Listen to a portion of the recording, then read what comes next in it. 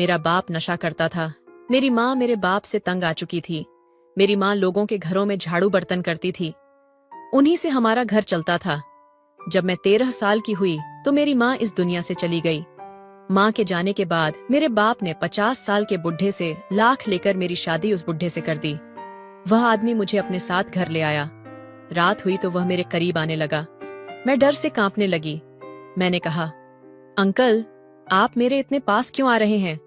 वह कहने लगा, अरे तुम डर क्यों रही हो? जो मैं तुम्हारे साथ करने जा रहा हूँ उससे तुम्हें बहुत मजा आएगा। मैं खुश हो गई। कहाँ, ठीक है। फिर उन्होंने जो मेरे साथ किया उससे मेरी चीख निकल गई। मैं जोर जोर से चिल्लाने लगी, लेकिन उसने मेरे साथ कुछ महीनों बाद मेरे पेट फूलने लगा। एक दिन मेरे पेट में बहुत जोर का दर्द हुआ। मैं बाथरूम गई, लेकिन उस वक्त मेरे होश उड़ गए जब मेरे पेट से मेरा नाम नेहा है। मेरी उम्र 13 साल है। मैं अपने माँ बाप की इकलौती बेटी हूँ। मेरी मम्मी बहुत मेहनत कश औरत है। लोगों के घरों में बर्तन और झाड़ू पोछा करके वह हमारे घर के खर्चे पूरे करती है। और मेरे पापा एक शराबी इंसान है जो मम्मी के पैसे चुराकर अपनी प्यास बुझाते हैं। उन्हें इतना भी ख्याल नहीं है कि उनकी एक बेटी भी है जिसकी शादी करनी है, जिसकी पढ़ाई पूरी करवानी है। उन्हें बस अपनी जिंदगी से मतलब है। उनका मकसद सिर्फ शराब पीना है। मेरी मम्मी उनसे बहुत तंग आ गई थी। उनका दिल चाहता था कि वह सब छोड़ छाड़ कर कहीं दूर चली जाए। कई बार वह मुझे बोल भी चुकी थी कि नेहा, मैं थक गई हूं। मैं कब तक यह सब करती रहूंगी? एक औरत की जिंदगी तो बहुत सुकून वाली होती है। वह घर में रहती है, घर के काम करती है, लेकिन तुम्हारे पिता ने मेरी जिंदगी को बदतर कर दिया है। मैं लोगों के घरों में झाड़ू पोछा करती हूँ ताकि कुछ पैसे आ जाएं। मैं कब तक यह सब करूंगी? और मैं बस खामोशी से अपनी माँ की बातों को सुनती रहती थी। मेरे पास कहने के लिए कुछ भी नहीं होता था। जितनी मोहब्बत मुझे अपनी मम्मी से थी, उतनी ही मोहब्बत मुझे अपने पापा से भी थी। बेशक वह शराबी थे, लेकिन एक बेटी के लिए उसका पिता बहुत ज्यादा अहमियत रखता है। यही हाल मेरा भी था, लेकिन मुझे मालूम नहीं था कि मेरे पापा की हरकतें मेरी माँ को खत्म कर देंगी। आज रविवार का दिन था। घर में पापा और मम्मी दोनों ही थे। आज मम्मी की छुट्टी थी, इसलिए वह मेरे लिए अच्छा खाना बना रही थी। मैं उनके साथ रसोई में ही बैठी उनके खाना बनाने के तरीके को बहुत गौर से देख रही थी ताकि मुझे भी खाना बनाना आ जाए। मैं 13 साल की थी, लेकिन मैंने बहुत कुछ से लिया था क्योंकि मम्मी घर पर होती नहीं थी, इसलिए सारे घर के काम मुझे ही करने पड़ते थे। अचानक ही मेरे पापा न जाने कहां से घर में आए और मम्मी को बिना वजह मारना शुरू कर दिया। ये सब देखकर मैं डर गई और डर से चीखने लगी। पापा मम्मी को डंडे से मार रहे थे और मेरी मम्मी पापा के आगे हाथ जोड़ते हुए रो रही थी कि उनसे क्या गलती हो गई है जो उन्हें इस तरह मारा जा रहा है। लेकिन ना तो मेरे पापा सुन रहे थे और ना ही रुक रहे थे। मैं भी उन दोनों के बीच कई बार आई थी और उनसे मिन्नतें की थी कि पापा बस कर दो, मम्मी को इतना मत बोलो। आखिर उनका कसूर क्या है? उन्होंने क्या किया है? मगर वह मेरी कोई बात सुनने के लिए तैयार ही नहीं हो रहे थे। मम्मी को मार मार कर पापा ने उन्हें लहूलुहान कर दिया था और मम्मी के पर्स से पैसे लेकर घर से बाहर चले गए थे। मैंने तुरंत अपनी माँ के गाल को थपथपाकर उन्हें उठाने की कोशिश की, लेकिन शायद डंडा उन्हें सर पर लग गया था। उन्हें बिल्कुल होश नहीं आ रहा था। मैं चीख चक कर रो रही थी। मेरी मम्मी को अगर कुछ हो जाता तो मेरा क्या होता? यह सोचकर ही मेरी हालात खराब होने लगी थी। मैं जल्दी से बाहर निकली और चीख चक कर लोगों से मदद मांगने लगी। मम्मी की मोहल्ले में सबके साथ बहुत अच्छी बातचीत थी, इसलिए सब लोग हमारे घर आ गई थीं और उनके पति भी पीछे पीछे आ गए थे। रविवार होने की वजह से आज सब घर पर ही थे, इसलिए मेरे चीखने पर सब मेरी मम्मी की मदद के लिए आ गए थे। सब तुरंत ही मम्मी को अस्पताल लेकर पहुंचे थे, लेकिन रास्ते में ही वह इस दुनिया को छोड़कर चली गई थी और वो मुझे इस भरी दुनिया में अकेला छोड़ गई।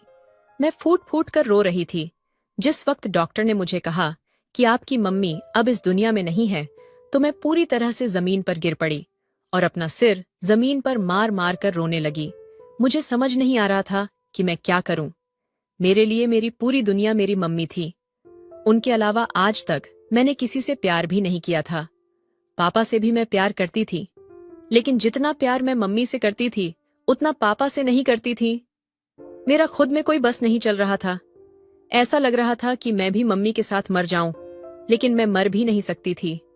सारे मोहल्ले वालों ने ही मेरी मम्मी का अंतिम विदाई दी। मैं काफी देर तक पापा का इंतजार करती रही, लेकिन वह नहीं आए। मेरी आंखों में आंसुओं का समंदर था। मैं आखिरी वक्त तक मम्मी को देखती रही थी और फिर मोहल्ले की औरतें मुझे घर छोड़कर चली गई थीं। मेरा पूरा घर में सन्नाटा छाया हुआ था। मुझे अकेला डर भी लग रहा था। ये अचानक मुझ पर क्या मुसीबत आ गई थी, मुझे कुछ समझ नहीं आ रहा था। मेरी मम्मी तो आज मेरे लिए खाना बनाने वाली थी, लेकिन आज मेरे नसीब में उनके हाथ का खाना भी नहीं लिखा हुआ था। मैं रसोई घर में बैठी लगातार मम्मी के सामान को देख रही थी और मेरी आंखों से आंसू निकलते जा रहे थे।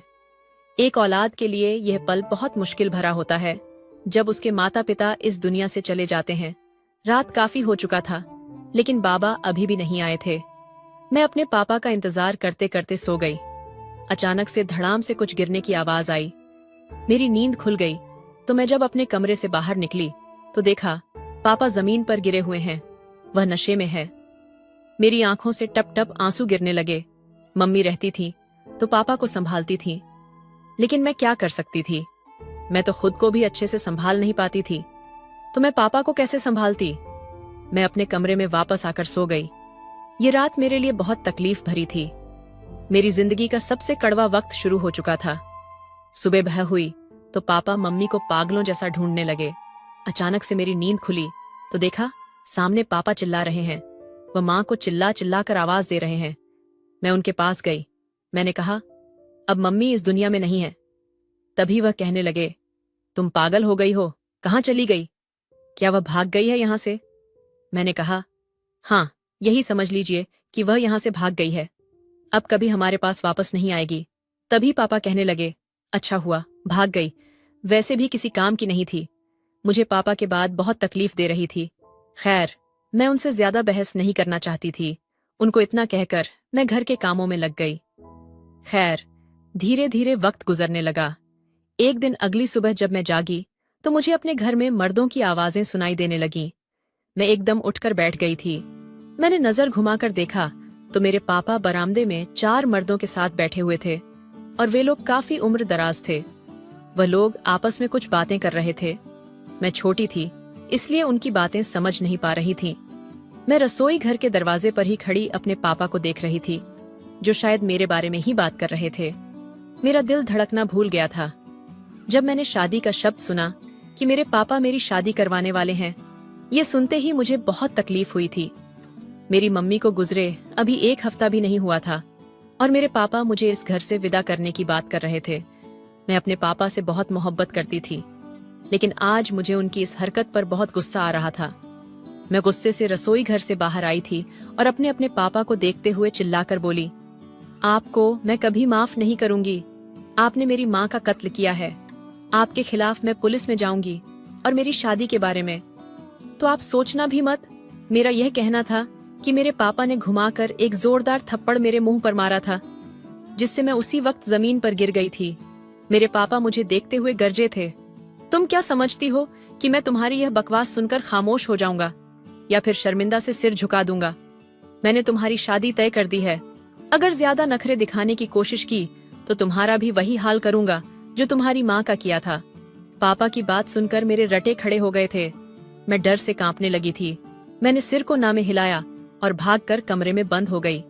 ये कैसा वक्त मुझ पर आ गया था, मुझे कुछ समझ नहीं आ रहा था। वक्त धीरे धीरे गुजरने लगा था और लगभग 1 हफ्ते बाद मेरे पापा ने मेरी शादी तय कर दी थी। रात का 1 बज रहा था। तभी मुझे घर में कुछ हलचल का एहसास हुआ।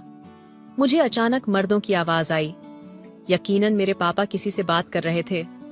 मैं दबे कदमों से अपने कमरे से बाहर आई तो देखा कि पापा बरामदे में बैठे एक 50 साल के बूढ़े आदमी से कुछ पैसे ले रहे थे।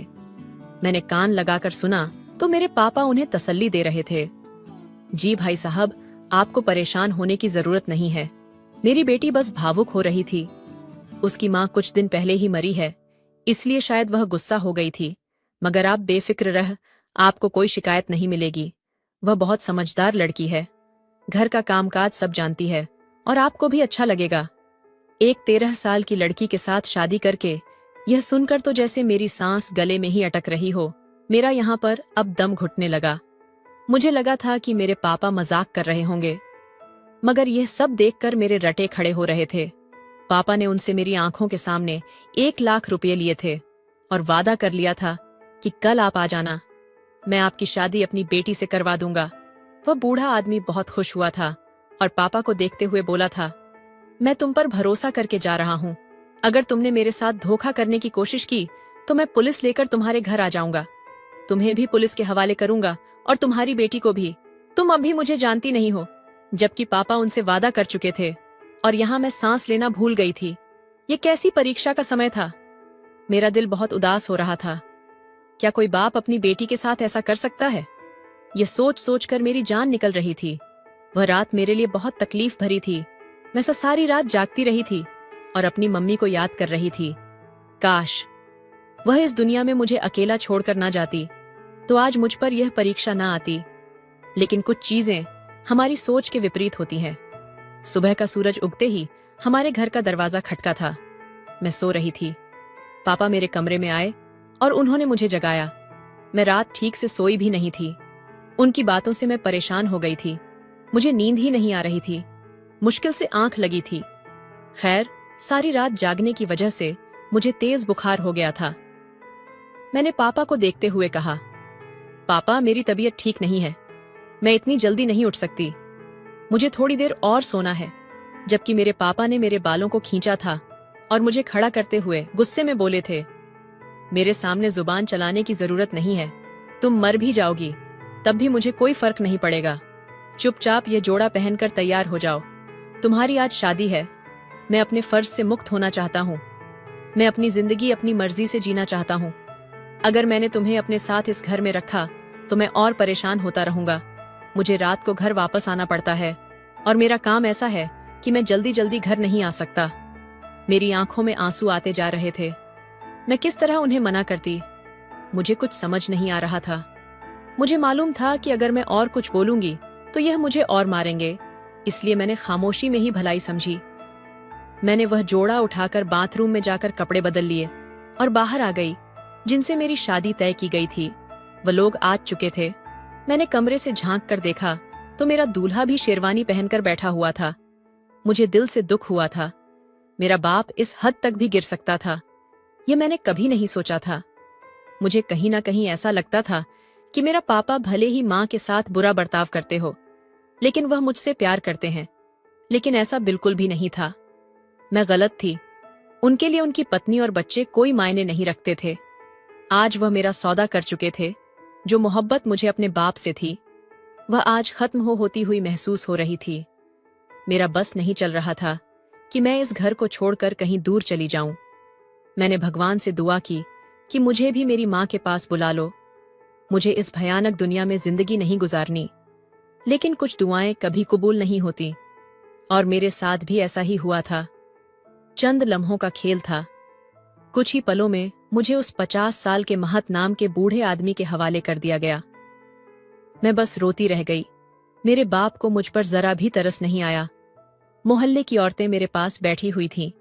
शादी से पहले उन्होंने मुझे कुछ बातें समझाई थीं जो मेरे सिर से गुजर रही थीं।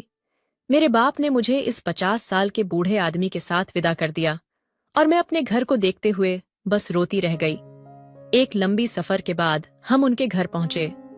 वहां मेरा स्वागत बहुत शानदार अंदाज में किया गया था।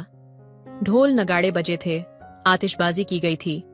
हमें घर पहुंचते पहुंचते रात हो चुकी थी। मुझे मेरे पति के कमरे में पहुंचा दिया गया। अंदर आते ही मैंने अपना घूंघट हटा लिया। मोहल्ले वाली मौसी ने मुझे यह बात समझाई थी कि जब पति कमरे में आए तो घूंघट ओढ़ लेना, लेकिन वह अभी यहाँ मौजूद नहीं थे, इसलिए मैंने घूंघट ओढ़ना जरूरी नहीं समझा था। मैं कुछ ही पलों में कमरे की खूबसूरती में खो गई थी। कमरा बहुत बेहतरीन तरीके से सजाया गया था और वहां मौजूद फर्नीचर देखकर मेरी आंखें फटी की फटी रह गई थीं। हमारे घर में तो बस एक अलमारी थी जिसमें मम्मी पापा और मेरे कपड़े सब रखे हुए थे और एक छोटा सा शीशा था। इसके अलावा बरामदे में चारपाई और कमरे में एक चादर बिछी हुई थी और हमारे पास और कोई फर्नीचर नहीं था। लेकिन इस कमरे के अंदर अलमारी, फ्रिज, ड्रेसिंग टेबल, ऐसी हर चीज मौजूद थी। मेरे चेहरे पर एक बड़ी सी मुस्कान आ गई थी। मैं चलती हुई खिड़की के पास आ गई। मुझे बचपन से ही खिड़कियां बहुत पसंद थीं, इस कमरे में तो एक कांच की बड़ी सी खिड़की थी जिससे पूरा शहर नजर आ रहा था। मेरे चेहरे पर एक खूबसूरत मुस्कान झलक रही थी, लेकिन मुझे पता नहीं था कि अब मेरे साथ क्या होने वाला है। थोड़ी ही देर गुजरी थी कि अचानक मेरे कमरे का दरवाजा खुला। मैंने दरवाजे की तरफ अपनी नजर की तो देखा मेरा पति अंदर आ रहा था। मैंने तुरंत अपने चेहरे पर घूंघट डाल लिया। कहने को मैं 13 साल की थी, लेकिन मेरी कद काठी 5 फुट के करीब थी। मैं तुरंत ही पीछे मुंह फेर कर खड़ी हो गई थी। मेरे शरीर पर कपकपी छाई हुई थी। मुझे नहीं मालूम था कि मुझे उनके सामने कैसे बर्ताव करना है। बस मौसी ने कहा था कि देखो निया, अब तुम्हारी शादी हो रही है। शादी करके जब तुम अपने ससुराल जाओगी तो जैसा तुम्हारा पति कहे वैसा ही करना। उसकी किसी भी बात को इनकार मत करना। अगर तुमने अपने पति की बात नहीं मानी तो भगवान भी तुम्हें माफ नहीं करेगा और तुम्हारा पति भी तुम पर गुस्सा करेगा। वह तुम्हें मारेगा भी। मैं डर गई। मैंने कहा, नहीं मौसी, अपने पति की सारी बातें मानूंगी। वह जैसा कहेंगे मैं वैसा करूंगी। मौसी की बात है मेरे दिमाग में चल रही थी कि अचानक ही किसी का हाथ मुझे अपने कंधे पर महसूस हुए थे। मैंने डर कर आंखें बंद कर ली थीं और अपने दोनों हाथों की मुट्ठियां बंद कर ली थीं। अभी मैं कुछ समय समझती, इससे पहले ही वह हाथ धीरे धीरे मेरी गर्दन के करीब आया था और अचानक ही मेरे दूल्हे ने मुझे गर्दन से पकड़कर अपने करीब कर लिया था। मेरा सांस ऐसा लग रहा था कि कहीं रुक ना जाए। अचानक से मैंने अपनी आंखें खोलीं। मैं पीछे मुड़ना ही जा रही थी कि उन हाथों ने मुझे पीछे मुड़ने नहीं दिया। मैं कुछ कहती, इससे पहले ही वह मेरे कान के करीब आया और धीमी आवाज में बोला, कैसी हो लिटिल ब्यूटी। मेरे पास कहने के लिए कुछ भी नहीं था। मुझे बहुत खौफ महसूस हो रहा था। ऐसा लग रहा था जैसे अभी मेरी जान निकल जाएगी। मैं कुछ कहती, इससे पहले ही वह बोले, मैंने कुछ पूछा है। लिटिल ब्यूटी कैसी हो। तुम मेरे शरीर पर कपकपी दौड़ गई थी। मैं बहुत ज्यादा डर रही थी। मैं उन्हें क्या जवाब दूं? वह मुझे देखते हुए बोले थे, मैं तुम्हारे साथ कुछ भी गलत नहीं करूंगा, बल्कि तुम मेरे पास आओ, तुम्हें बहुत मजा आएगा। मेरे चेहरे पर घबराहट साफ दिखाई दे रहा था। मुझे समझ नहीं आ रहा था मैं क्या बोलूं। अचानक ही उन्होंने मुझे अपनी बाहों में दबोच लिया था। मेरा पूरा शरीर कांपने लगा। मैं बहुत ज्यादा डर रही थी। मुझे समझ नहीं आ रहा था कि मैं उन्हें क्या कहूं, क्या जवाब दूं। वह मुझे देखते हुए बोले, तुम डर क्यों रही हो? मैं तुम्हारे साथ कुछ भी गलत नहीं करूंगा, बल्कि तुम मेरे पास आओ, तुम्हें बहुत मजा आएगा। अब तुम मेरी पत्नी हो, ऐसे डरोगी तो कैसे होगा? मेरे चेहरे पर घबराहट साफ दिख रही थी। मुझे समझ नहीं आ रहा था कि क्या कहूं। अचानक उन्होंने मुझे अपने बाहों में जोर से जकड़ लिया। मैं हैरान थी। कहने को मेरी उम्र 13 साल थी, लेकिन शादी के बारे में मुझे थोड़ा बहुत पता था। मेरी आंखों से लगातार आंसू बह रहे थे और मैं उनसे हाथ जोड़कर कह रही थी कि मेरे साथ कुछ मत करो। उनकी जकड़न से मुझे दर्द हो रही थी। मेरी जान निकलने को थी। फिर उन्होंने मेरे साथ, उन्हें मेरी हालात पर ना कोई दया आई और ना ही रहम। उन्होंने अपना पति होने का हक मुझसे वसूल लिया था। मुझे अपने बाप से नफरत हो रही थी। मेरी आंखों से टप टप आंसू गिर रहे थे। मुझे मेरी माँ बहुत याद आ रही थी। मैं भगवान से प्रार्थना कर रही थी कि ऐसा बाप किसी को ना मिले। खैर, सुबह होते ही वह आदमी मुझे कमरे में छोड़कर चला गया। मैं बिल्कुल निढाल हो गई थी। मुझे यकीन नहीं हो रहा था कि इस दुनिया में ऐसे लोग भी मौजूद हैं। मेरी उम्र 13 साल थी और उनकी 50 साल थी, लेकिन फिर भी उन्होंने मुझ पर रहम नहीं खाया। दोपहर के वक्त वे अचानक कमरे में आए और मुझे देखकर जल्दी से बोले, बाहर आओ, आज से तुम मेरे साथ एक्सरसाइज करोगी। ये तुम्हारे लिए बहुत जरूरी है। मैं मना करना चाहती थी, क्योंकि मेरी ऐसी हालात नहीं थी कि मैं उनके साथ एक्सरसाइज कर सकूं, लेकिन उन्होंने जबरदस्ती मुझे अपने साथ जिम ले गए। उन्होंने मुझसे लगातार 3 घंटे एक्सरसाइज करवाई। मुझे समझ नहीं आ रहा था कि वे मेरे साथ ऐसा क्यों कर रहे हैं। समय धीरे धीरे बीतता जा रहा था। जैसे ही रात हुई, मेरे पति कमरे में आ गए। उन्हें देखकर मेरी जान निकल गई, क्योंकि मुझे पता था अब मेरे साथ क्या होने वाला है। मैंने उनके सामने हाथ जोड़ दिए और रोते हुए कहा, मुझे पता है आप मेरे पास क्यों आए हैं, लेकिन भगवान के लिए आज मुझे छोड़ दीजिएगा। लेकिन उन्होंने मेरी एक भी बात नहीं सुनी। दर्द से मेरी चीखें ऊंची हो गईं, लेकिन वे नहीं माने। वह अपनी मनमानी करने लगे। हमारी शादी को लगभग 1 महीना हो गया था और वे अपनी इन हरकतों से बाज नहीं आए थे। कई दिनों से मुझे अपने पेट में एक अजीब सा दर्द भी महसूस हो रहा था, लेकिन मैंने यह बात किसी को नहीं बताई थी, क्योंकि मुझे पता था कि सब मेरा मजाक उड़ाएंगे। पास में रहने वाली चाची ने मुझे यह खास तौर पर समझाया था कि जब तुम्हारी शादी हो जाए तो कूद फान मत करना। लेकिन मेरे पति तो मुझे रोज एक्सरसाइज कराते थे। वे ऐसा क्यों करते थे, वह मुझे समझ नहीं आता था। मैं पूरे 1 महीने से जिम कर रही थी, लेकिन इसके बावजूद मेरा पेट बढ़ता जा रहा था। घर में कई नौकर थे। वह बूढ़ा आदमी जो मेरा पति था, वह काफी अमीर था। उसके पास दौलत की कोई कमी नहीं थी। मैं नौकरों के मुंह से सुनी थी। उनकी पहली पत्नी शादी के कुछ दिनों बाद ही इस दुनिया से चली गई। उसके बाद से इन्होंने शादी करने के बारे में कभी नहीं सोचा, लेकिन पता नहीं इनको क्या हो गया जो इस उम्र में इतनी छोटी सी बच्ची के साथ शादी करने की ख्वाहिश पैदा हो गई। लगभग 1.5 महीने बाद मेरे पेट में इतनी तेज दर्द हुआ कि कोई सीमा नहीं थी। मैं चीख कर रो पड़ी। नौकर ही मुझे अस्पताल ले गए और रास्ते में ही मेरे पति को फोन कर दिया गया। मुझे लगा था कि वे मेरी फिक्र में बेचैन हो जाएंगे और नौकरों को डांट, लेकिन उन्होंने कहा, किसकी इजाजत से तुम लोग मेरी पत्नी को घर से बाहर ले गए हो?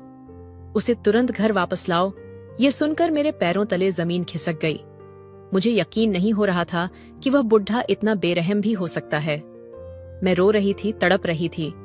मेरी आंखों से लगातार आंसू बह रहे थे, लेकिन उन्हें मेरी बिल्कुल भी फिक्र नहीं थी। उन्हें तो बस इस बात का डर था कि मैं बाहर क्यों गई। उन्होंने तुरंत नौकरों से कहा कि मुझे घर ले आए। वे घर आकर मेरा इलाज कर देंगे, जबकि मुझे हैरानी हो रही थी कि ना तो वह डॉक्टर थे और ना ही कोई वैद्य, तो वह मेरा इलाज कैसे कर सकते थे। लेकिन मैंने ज्यादा सवाल करना जरूरी नहीं समझा और चुपचाप घर आ गई। मैं पेट के दर्द से तड़प रही थी। सभी नौकर मुझे दुखी नजरों से देख रहे थे। सभी को मेरी हालात पर अफसोस हो रहा था, और भला अफसोस क्यों नहीं होता। मैं बहुत छोटी थी और इस दर्द से गुजर रही थी। थोड़ी ही देर बीती थी कि मेरे पति घर आए और मुझे देखते हुए उन्होंने कहा, तुम्हें समझना चाहिए कि यह सब होता रहता है। तुमने सबको बेवजह परेशान किया है। यह कहकर उन्होंने मुझे कमरे में जाने के लिए कहा। मैं दर्द से तड़प रही थी, लेकिन फिर भी अपना पेट पकड़ते हुए कमरे में चली गई। वह बुढ़ा भी मेरे पीछे पीछे आया। मन तो कर रहा था इस बुढ़े की जान ले लूं, लेकिन मैं कर भी क्या सकती थी। खैर, उन्होंने अलमारी से एक दवा निकालकर मुझे जबरदस्ती पिलाई। वह दवा बहुत ही कड़वी थी। मेरा दिल बहुत घबरा गया था। मुझे देखते हुए उन्होंने नर्म भरे लहजे में कहा, अब तुम्हें परेशान होने की जरूरत नहीं है। मैंने तुम्हारा इलाज कर दिया है। अब तुम जल्दी ठीक हो जाओगी और यह दर्द भी ठीक हो जाएगा। मैं अपने पति को देखते हुए बोली, मेरा पेट क्यों बड़ा हो रहा है? सब ठीक है ना? मुझे घबराहट हो रही थी। उन्होंने मुझे देखते कहा, हाँ, सब कुछ ठीक है। तुम परेशान मत हो। अब लेट जाओ और आराम करो। मुझे इस बुढ़े पर शक हो रहा था। ऐसा लग रहा था जैसे वह मेरे साथ कुछ गलत कर रहा हो, लेकिन क्या इस बारे में मैं अनजान थी? 2 दिन बाद वह बुढ़ा फिर से मेरे करीब आया। मैं तुरंत उनसे दूर हो गई और उन्हें देखकर बोली, मुझे आपके साथ अब नहीं रहना। मेरे हालात बहुत खराब हो रही हैं। पेड़ देखिए कितना बड़ा हो चुका है। मुझे लगता है कि यह सब आपकी वजह से ही हो रहा है। मेरा पेट बड़ा हो रहा है। मेरी बात सुनकर वह हंसने लगा और कहने लगा, अरे नहीं, यह तो तुम्हारा प्राकृतिक रूप से बड़ा हो रहा है। इधर आओ।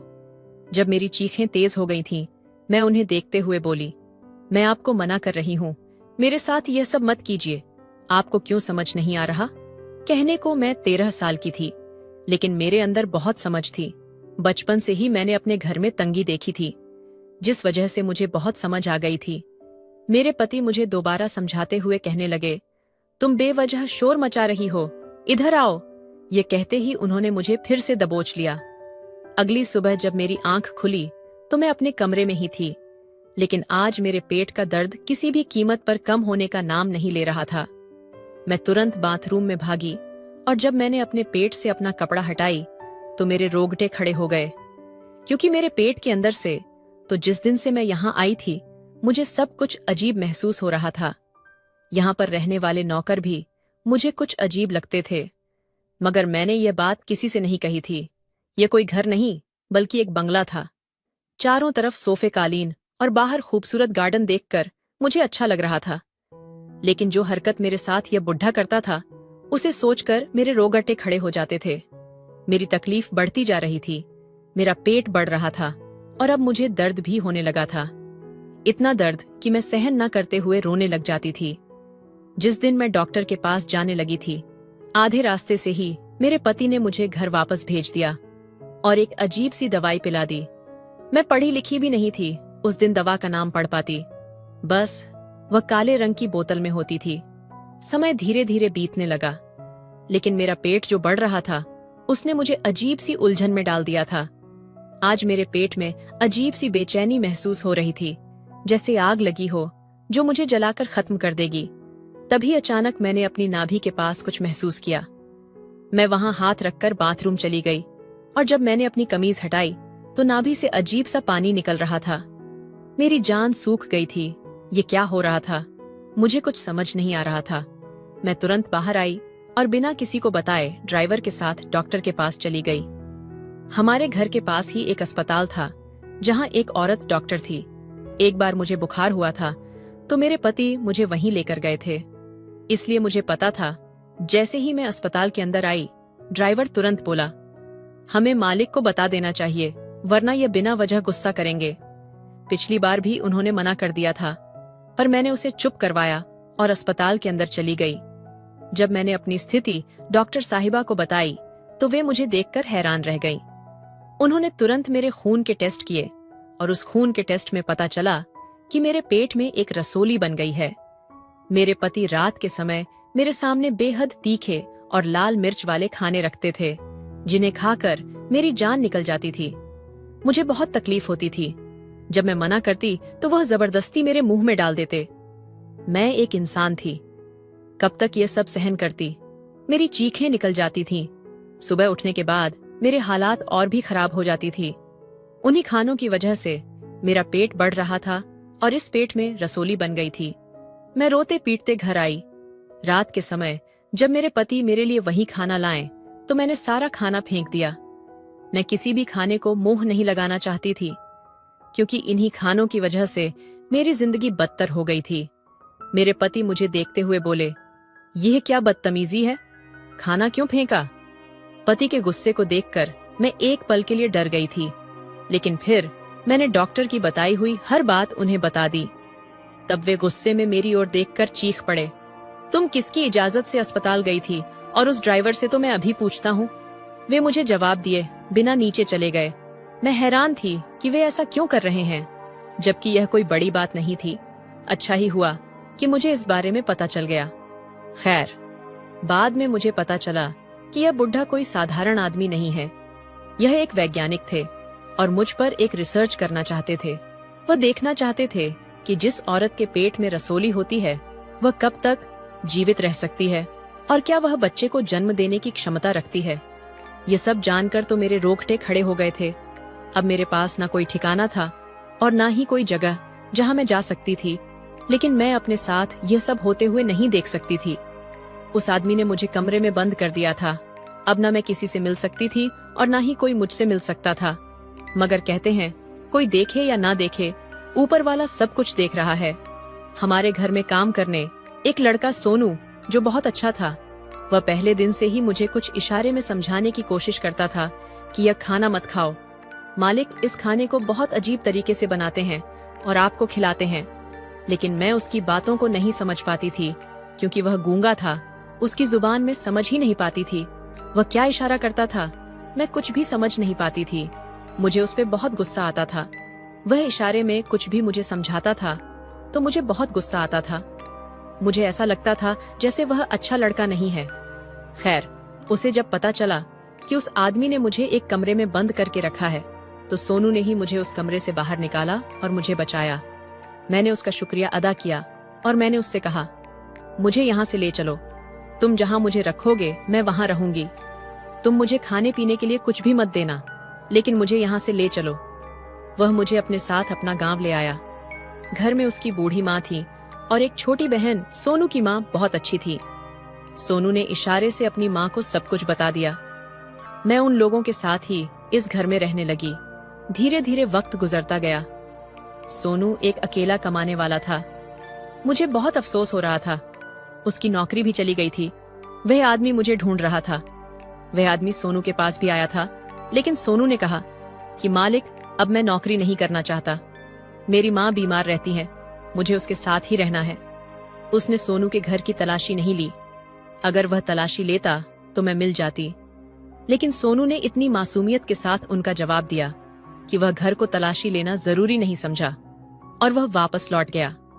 मैंने सोनू को समोसे के ठेले लगाने के लिए कहा। सोनू ने भी हाँ कर दिया। मैं और सोनू दोनों समोसे बेचने का काम करने लगे। उसी से हमारा घर चलने लगा। धीरे धीरे वक्त गुजरता गया। मैं पूरे 18 साल की हो गई। इस बीच मुझे सोनू से प्यार हो गया। मैंने सोनू को अपने दिल की बात बता दिया। सोनू की आंखों में आंसू आ गए थे। सोनू कहने लगा कि मैं तुम्हारे लायक नहीं हूँ। लेकिन मैंने कहा, सोनू, ऐसा मत कहो, तुम बहुत अच्छे इंसान हो। मैं तुम्हारे लायक नहीं हूँ। अगर तुम मुझे अपने लायक समझते हो तो मैं तुमसे शादी करना चाहती हूँ। सोनू मेरे गले से लग गया। वह इशारे में बताने लगा कि वह भी मुझे पसंद करता था, लेकिन उसे मुझे कुछ कहने की हिम्मत नहीं है।